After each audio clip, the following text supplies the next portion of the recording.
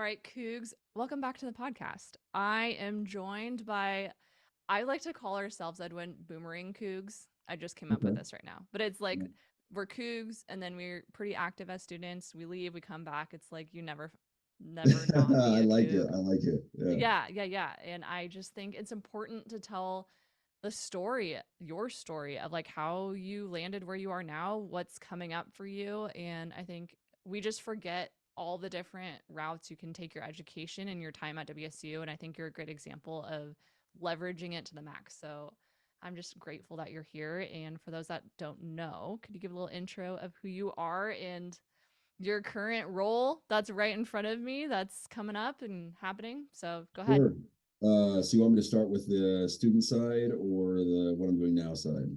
I think we start now and we work backwards. Starting now and work backwards. Okay. So currently, starting on February 1st, I guess I shouldn't have said that because okay. So currently, I am the executive director of the Lauren McCluskey Foundation.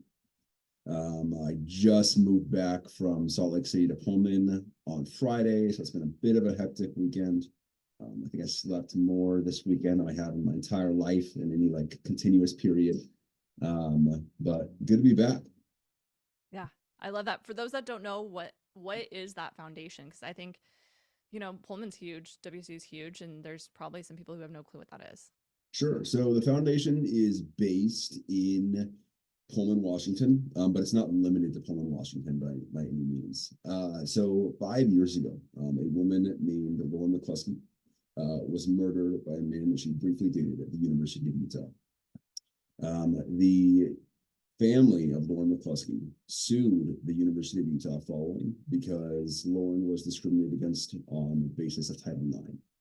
Essentially, Title IX says that it's an anti-discriminatory act that all universities must follow. And through Lauren's case, for between when she first started dating somebody and a guy named Melvin Rowland and realized there's a problem, and when she was murdered on October 22nd, 2018, she reported it to either the University Police or Salt Lake Police. I believe it was 22 times in that month. And it was kind of ping-ponged back and forth so many times in that period that no one got anything done. And on October 22nd, he was waiting outside of her dorm and he killed her. Following the Lauren McCluskey Foundation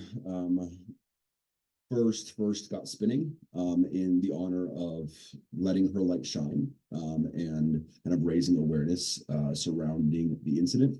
But it's very, very quickly grown to much more than that. It's focused on research, it's focused on raising awareness, and it's focused on essentially expanding the seriousness of domestic violence, dating, and stalking in the national limelight so that it's forefront of mind for anybody and everybody when they're kind of going about their daily business. Because in these incidents, in domestic violence, in intimate partner violence, there often aren't a ton of chances for appropriate intervention to happen at the right times. And it's really, really, really crucial that when somebody comes to you looking for support, whether it's a coach or a friend or a family member, that they are listened and they're believed. So that's the core of what the foundation is based on, but it has grown far beyond that to encompass research and a couple of other levers. That's so cool. And then what brought you back to Pullman? I mean, we were just talking about it before we hit record, but yeah, what's bringing Yeah, you back to Pullman? yeah. So this brought me back to Pullman. So one of the core initiatives of the foundation is to develop a campus safety score. You're familiar with U.S. News and their educational rankings, right? Hmm. So we're developing the exact same thing except for campus safety. Back in, I believe it was in March, the New York Times surveyed the student population of prospective students in the United States, and safety ranked number 3 in terms of what was the most important to students. Um, Prior to that, and now, the foundation is working on a campus safety score so that ideally in 5 years, you or anybody who's interested in some prospective university or grad program could pull up that university and see how they rank against how WSU ranks against UW in terms of how safe the campus is. Hmm. And at a really, really core level, when I am 45 and I have a kid and I'm sending him off to college, and I have a kid in the next 5 years or beyond that, right? When I have a kid and I'm sending him off to college, I want to be able to understand comprehensively, is that university going to do a good job at protecting my family or not? And if not, I may want to reconsider my options. That's that's really interesting. I think that's so needed. I mean, this is very different, but I'm thinking of Zillow and how you can look at kind of safety and different, they have kind of their own ranking systems, Yeah, walkability and safety and stuff when you're looking at homes. So it's a no yeah. brainer that some metric of that kind should exist in the school system. And it also incentivizes the communities to be better if they are struggling and find solutions to be a safer place. There are so many elements to get. It could be an entire podcast on itself talking Just about on the that. Yeah. school, right? But this is a So Cougs yeah, podcast. yeah. I Okay, for those that don't know, when did you graduate, Edwin? May 2023, 8 months ago. This is this is the job that you were doing now. This is wild, and I would love to hear in your own words, how did you get here? Like what led to this moment where you're this is a big job. This is really Yeah, exciting and cool stuff that you're doing. And I want to know, how do you feel like you got there, and what part did WSU play in that for you? a bunch of really happy accidents. And That's it cool. is how it can be summed up. But when I very first got to WSU and prior to attending, I had a career prior. Most people don't know that. But I worked in shipping and managed trucks. But fateful night, after a couple months, I decided that I didn't want the next 20 years of my life to look like that. And I did decide what I wanted the next 20 years to look like and what was going to define that. Hmm. And I'd grown up in Seattle, I'd grown up on the West Side, and I'd spent a little bit of time in Eastern Washington. But the appeal of Eastern Washington to me was always this: it was detached from everything that I'd previously known and really was a blank slate to just grow from and be my own person. And I think that embodies a lot of why people attend WSU, but that's the core reason why I very first attended. Hmm. Um, Going from there, I knew nothing about the job market, nothing about, very little about what I wanted to do for work. Um, and I chose economics as a major because my arts and science credits from a community college earlier on would transfer best. And I viewed that it would look best in the job market. So in terms of like your average freshman, sophomore, I was right there in terms of my knowledge, and probably less in terms of like what I need to do to succeed at WSU. I just focused on good academic performance and putting myself out there and being present whenever the opportunity arose. Being present, that opportunity first arose in, I think it was February of 2020. And a professor in one of my courses had put up a slide on the presentation, saying, hey, this organization called Delta Sigma Pi is having a recruitment event at Zeppos. You should attend. It's cool. It's good for your network. I was like, oh, whatever. I know that networking is important. So I decided to attend. I was hesitant because I had an exam the next morning and I had to walk 2 miles in February Pullman to get there. So my car wasn't in Pullman yet. But I ended up going and studied on the way, studied on the way back. And that decision would really define the next 3 years of my time at WSU. I really can't understate it. By the time that I was a senior, I was spending probably 50 to 60 hours a week working on student involvement stuff, and another maybe 10 on actual school related activities. Um, but COVID, if you remember, broke out right after that, which completely changed the kind of the student involvement landscape. And I would say really provided me an opportunity to make an impact at WSU. Because when COVID kind of finished the, I guess, major peak and we returned to in person, all these student organizations were looking to regrow. and Delta Sigma Pi was one of them. So I took over recruitment and marketing and event management for Delta Sigma Pi. And I had no idea what that meant, but I started tabling and realized that I was pretty good at tabling and pretty good at being loud and getting the attention of students. And that transformed into hosting an event with my then mentor in that spring. And this is the spring of 2020, spring of 2021, or 2022, something like that. I had met my mentor while changing my alternator, and this story will all connect, I promise. Right. While changing my alternator, and he was a mortgage exec, and he ended up kind of taking me under his wing and teaching me the whole kind of business landscape. We hosted the event, and that was the very first time in that spring of 2022 that I first heard about Cougs First. And the 2 years prior, I heard nothing about it, at least as a student. And he'd mentioned it's kind of early days at the trade show and the growth and how it was something that students should be involved in.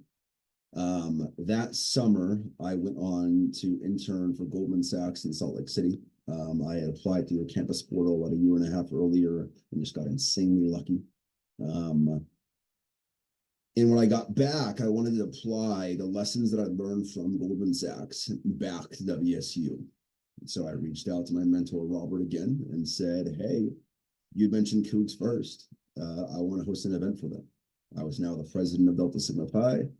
And I want to host the event. And that event would define my senior year in every capacity. I sat down with Jack and Tony at Zoe's on like a Thursday morning before the fall semester started, pitched the event, talked to them about the event, and it was essentially a panel talking about the power of your network in the junior ballroom. I had at the time, I did not know if I could fill out the junior ballroom with students, but I was kind of betting on myself and hoping it would work out. And I knew that I would run into a wall before I let it not be capped out. 2 months later, and a whole bunch of faculty visits and marketing to students later, the event had, I think, 256 students at it. And it was one of the larger student events solely ran by a student in that year in the recent history of the university.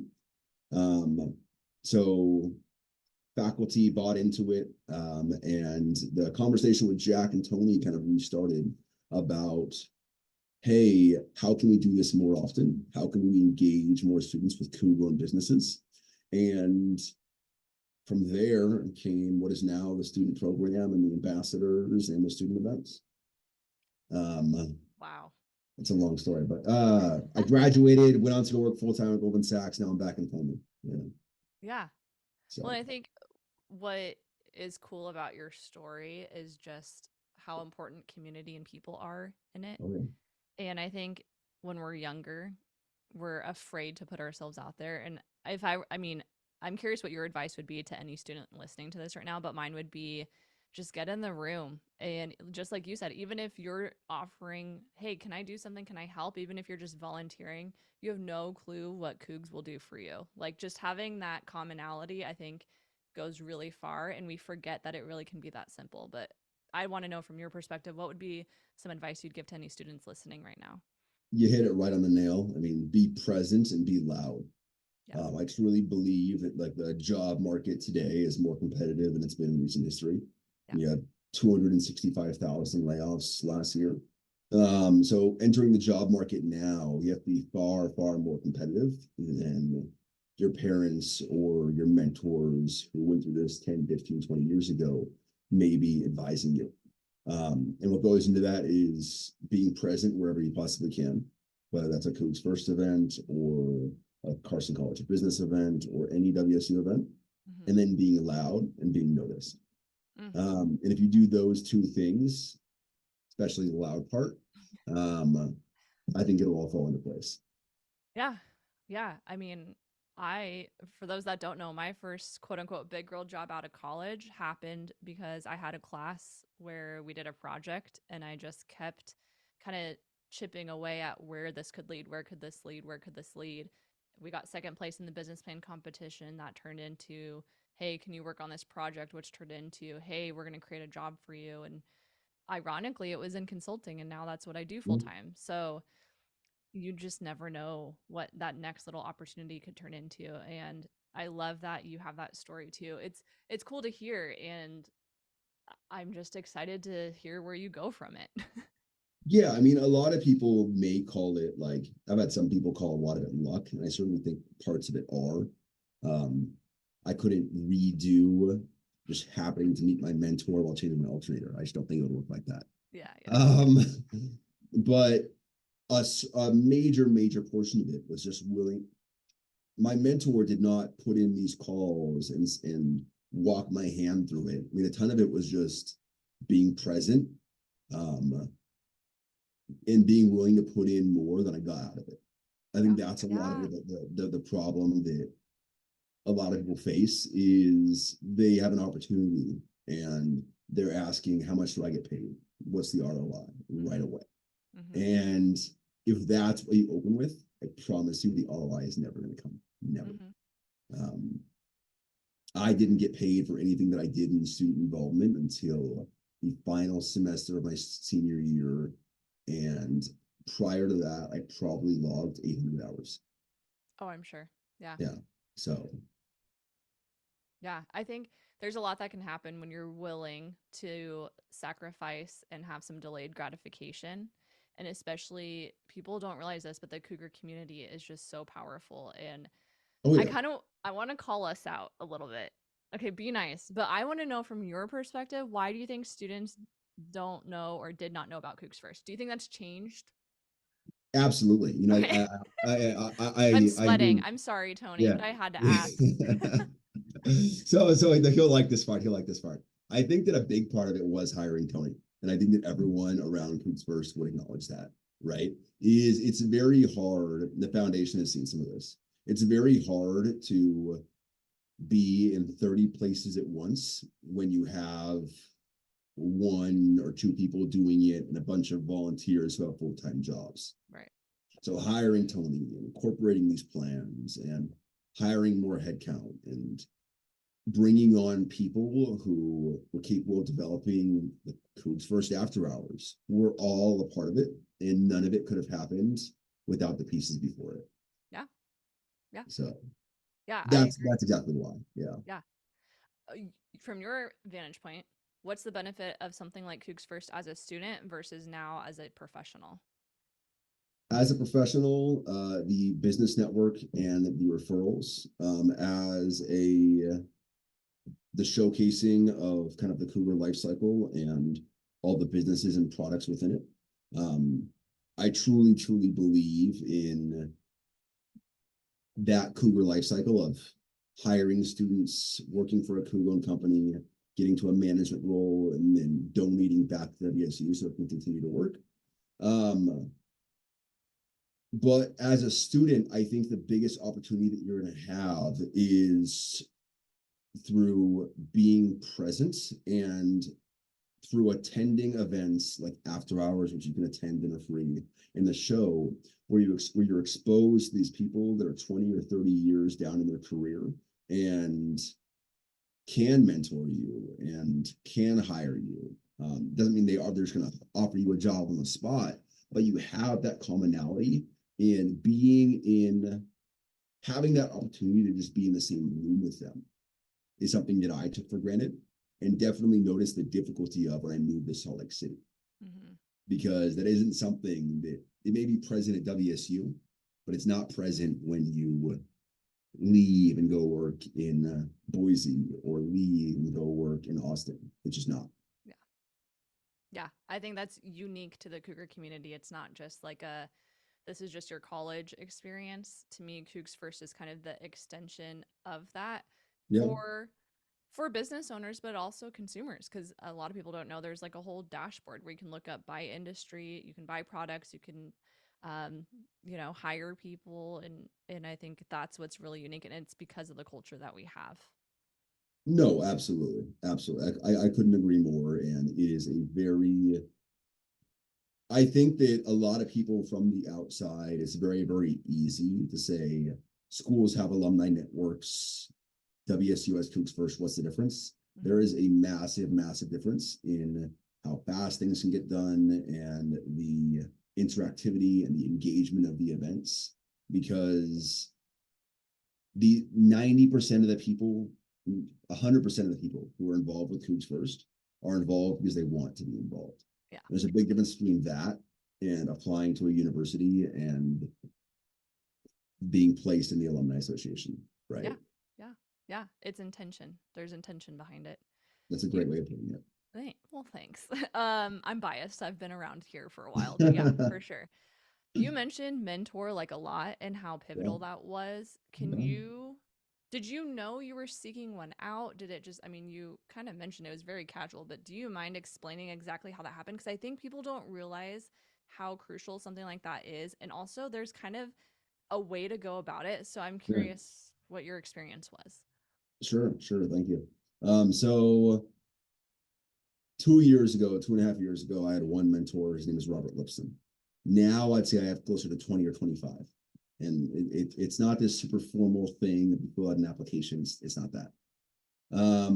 But what a mentor did for me, I think can do for a lot of people, is growing up, and even now, I am the first person in my family walking on this path. When I explain what I do for work or why I'm doing XYZ in my family, it is very much so an educational thing, and I have to explain the root cause behind it. Mm-hmm. The root cause behind networking and the power of relationships. In growing up, if you didn't come from somebody who spent their career doing that, a lot of that educational opportunity of how to engage with somebody at an event, how to send an email, what are your thoughts on this career move? How does this work 5, 10 years down the road?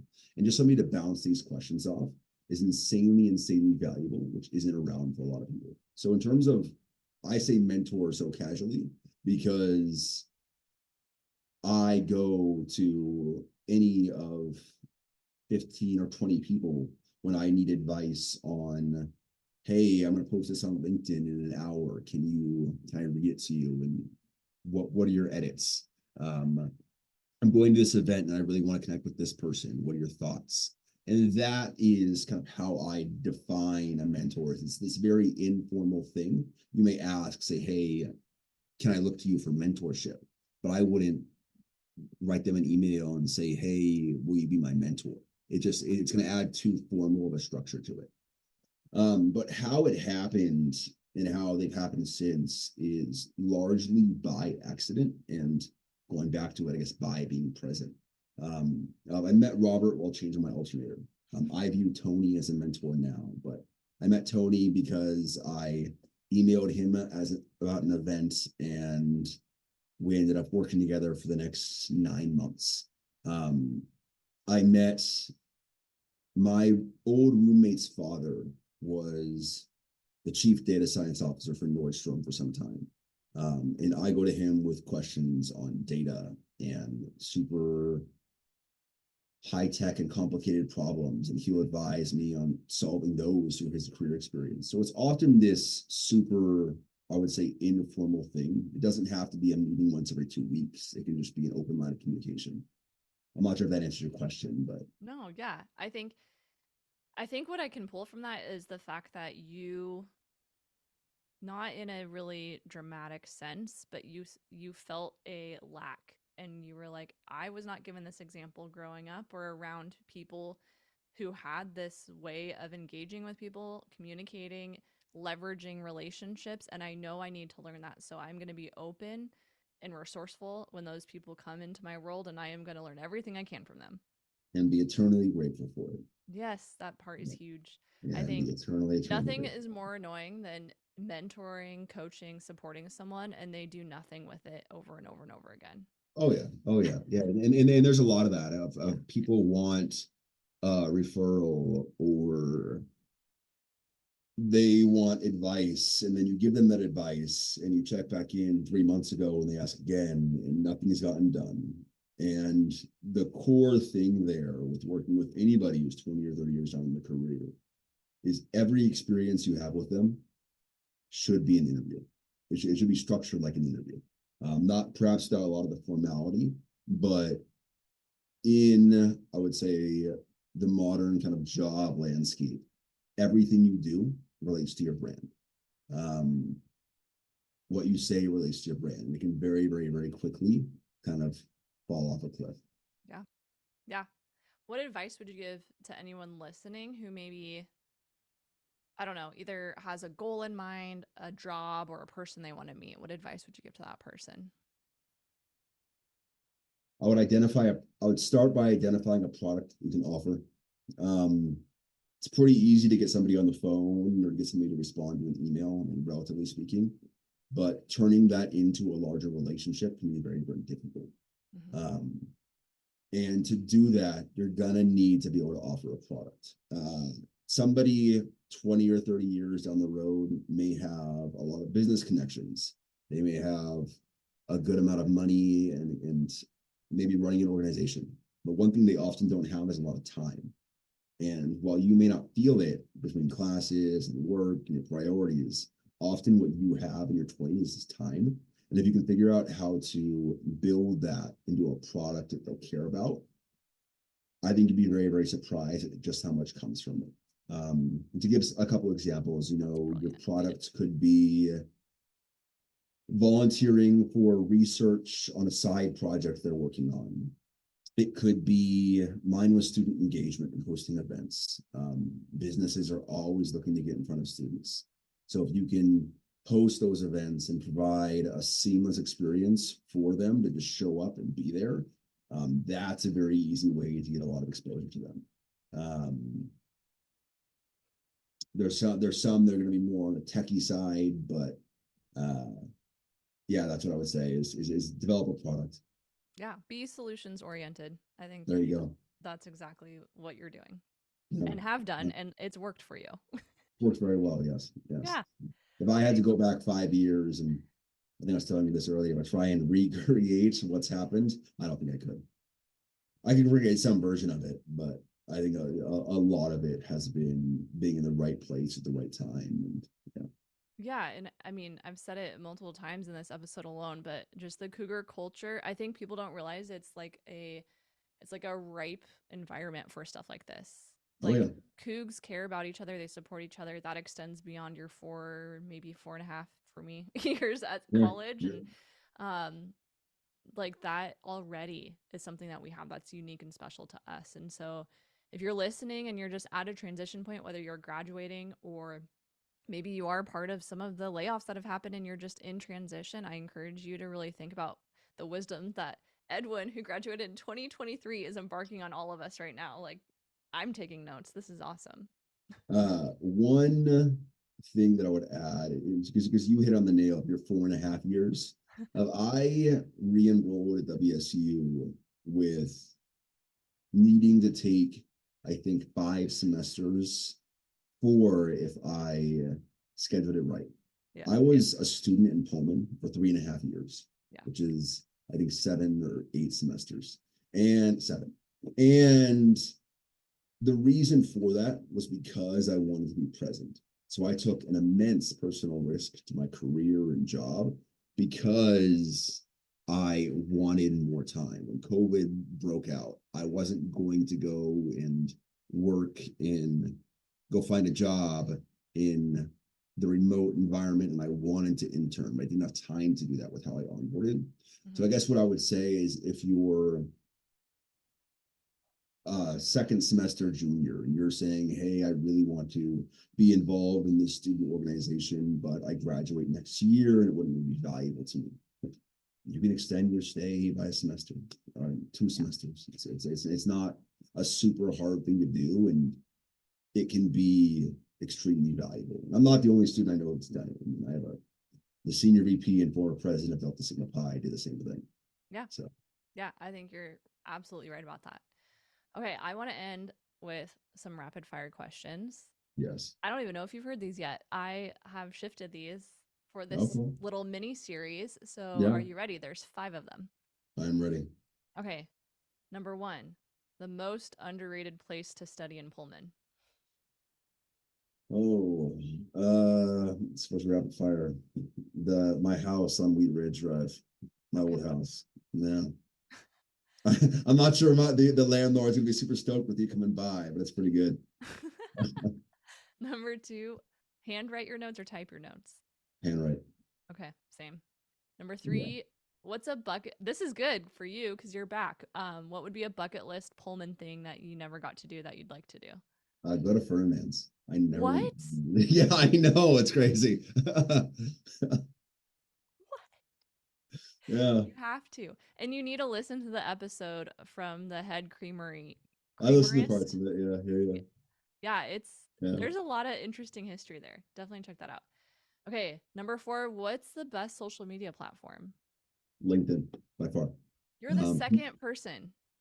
yeah, yeah, yeah, yeah. People don't realize they're just like, oh, post when you get a new job, post a headshot, whatever.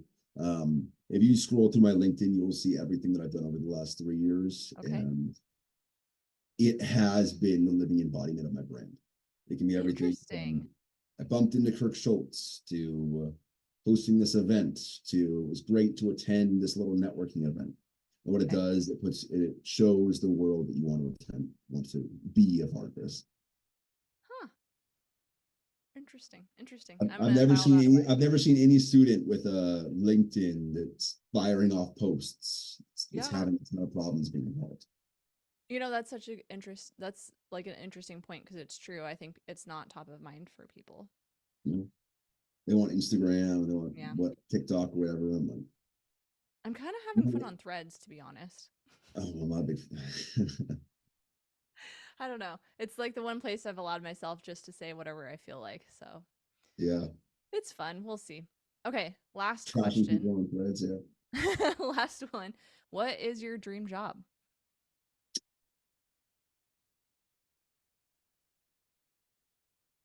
I don't think the I'm not sure if I have one. I mean, I think that a lot like a dream. Oh, I want to go work at Google or be in investment banking, and maybe at one point it was right. But I think now, if I had to go back 5 years, and I love what I do, I truly do. I go to work and I'm excited and I am ecstatic to be in this building, and I want to spend 18 hours a day here. Yeah. But I don't think that I can anticipate that 5 years back. So I Yeah. think it's super hard for me to anticipate it 15 years forward. That's fair. Um, yeah, I mean, I'll always want to do something related to relationships and kind of what I do now. Yeah. But I'm not sure what specific job that would fall into. Could fall into a lot of things. Yeah. I appreciate the honesty. I think that's awesome. That's a great answer. Yeah. Yeah. Well, What's your dream job? what's my dream job? As I said on the stage yesterday in front of 300 people, a Disney princess by day and then the pyrotechnician by night. Okay. Okay. No, Yeah. I'm I kind of think, living it. I feel similarly. yeah. I love what I do. I get to help people achieve their goals and make a difference in people's lives and feel more confident in how they lead. Yeah. And that's very rewarding. And same thing. It's like I'm kind of open to where that takes me, and I know it's going to shift and evolve. I joke that I'm in my empire era, so we'll Yeah. see where that goes. I think for the next 10 years, at the very least, and it may change or I'm looking to settle down a little more. I Yeah. don't want to work 19 hours a day. But I think right now, and I learned this in kind of the corporate world, is that my dream job would likely be focused around a small business or a small organization that has the potential to grow and Mm-hmm. be really innovative. Yeah. When you it's super glamorous to say I want to go work at JP Morgan or Yeah. Google or Apple, whatever, right? And that's great. They are good jobs, but I think people are going to be surprised at how bored they are sometimes, Mm-hmm. uh, because it's not the Wolf of Wall Street, No. it's a lot of data entry, at least for the first few years. Yeah, So and that's why I think your why has to be bigger than the what, and I think some people fall victim to that trap sometimes. sure, sure, Yeah. and don't have the opportunity to choose that difference, right? Yeah, that too, Yeah. for sure. Yeah. Well, I told you this would go fast. It, it, What's it, it went by crazy fast. Yeah. what's one last, I don't know, piece of advice or something you want the cougar community to just know where you're at in life right Uh, now? get involved in the Cougs First student program. Okay. Um, Truly, I still think there's a ton of opportunity for adding. I haven't kept up with what's happened with it in the last 7 months, Yeah. but getting involved there and adding more unique events and innovating with it in the same way you would a small business. And I think it can prepare you extremely well for the business world. Yeah. There's a lot of things that you have to be taught that you may not realize. Um, I'm going to take more time. Sorry. When I was first pitching events to Tony, he said, um, "Go talk to this person," and I was not 100% confident in my ability to do so. And but he didn't ask if I wanted to go talk to that person or didn't tell me how to do it. He just said, "Hey, this is the result we want. Please go do it." Um, and that's a lot of the what you'll see in kind of the post grad life of this is the result we want. Please go do it. Yeah.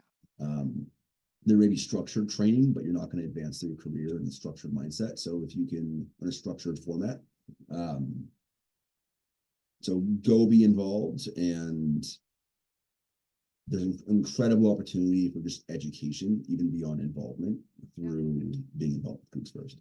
Yeah. I love that. Thank you so much for today. This was awesome. And I'm excited to watch your journey. I will now make sure I'm following you on LinkedIn. I think we're where, connected. Yeah, yeah, yeah. where can people find you, but also the organization you're a part of too? Because I think that's really interesting. You can go to laurenmccluskey.org, or for me personally, you can find me at linkedin.com/Edwin-Gianini. Okay. If you type my name and you're connected to any Coug, you'll probably find me. So, yeah, That's so awesome. I love it. Thank you so much and go Cougs. thank you. Go Cougs. Hey Cougs, thanks so much for listening to this week's episode. As always, if you enjoyed it, could you do us a huge favor and share it on social media? You can tag us at Cougs First. If there's someone you feel like needs to hear this episode, we would love nothing more than if you shared it with your audience. And as always, go Cougs.